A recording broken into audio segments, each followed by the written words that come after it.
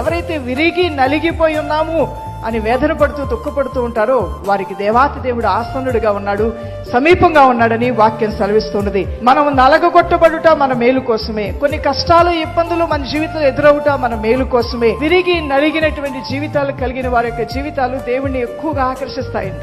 ఎవరైతే దుఃఖంలో కష్టంలో ఉంటారో వారి వైపు దేవుడు ఆకర్షింపబడతాడు. ఆ అన్యాయానికి గురవుతున్న వారి వైపు దేవాతి దేవుడు ఆకర్షితుడవుతాడు. ఆ గొడ్రాలు స్థితి కలిగి కన్నీరు కారుస్తున్నటువంటి ఆ స్త్రీల యొక్క ప్రార్థన వైపు దేవాతి దేవుడు ఆకర్షింపబడతాడు.